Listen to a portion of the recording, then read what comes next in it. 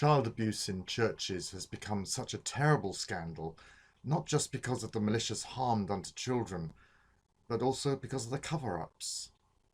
Church officials who don't want these things to become public simply move the perpetrators on to another parish, where sometimes they repeat the same offence.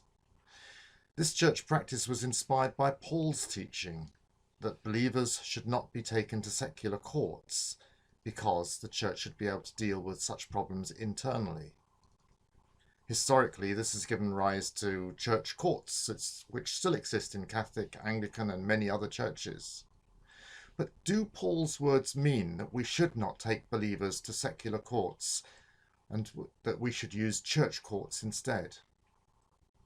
The Roman courts, which Paul didn't want believers to use, were very different from the courts today.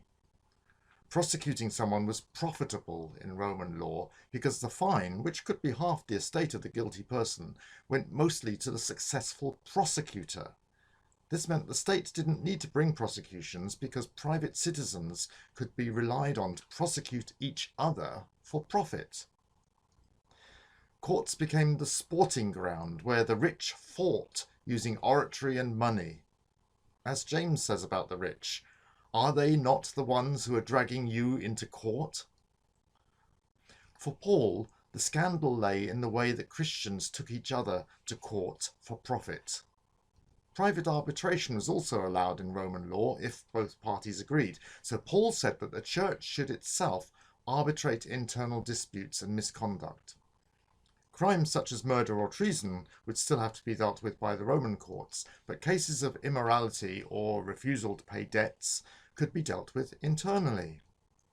In the case of immorality, Paul said that they should be expelled from the fellowship, but he was also concerned that they should be helped to return.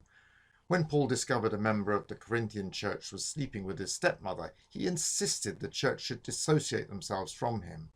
But Paul continued to be concerned for him, and in his next letter to Corinth, Paul said he was horrified that the church was doing nothing to try and rehabilitate him. Now, instead, he says, you ought to forgive and comfort him. Today, the scandal lies in the way the church tries to hide that a member of the clergy has committed an immoral or criminal act. Their motive is to prevent the church being tarnished by those crimes. They say things like, he's just one bad apple. However, the last thing you do with a real bad apple is put it back in with the good apples. The legal situation today is very different. Most countries now have an open and fair judiciary, and avoiding it will only create suspicion or even scandal, as it has done.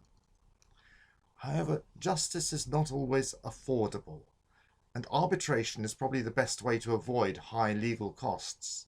And, thanks to Paul's guidelines, the church is at the forefront of providing low-cost expert arbitration with organisations such as Resolve, though these do not, and indeed cannot, hear criminal cases.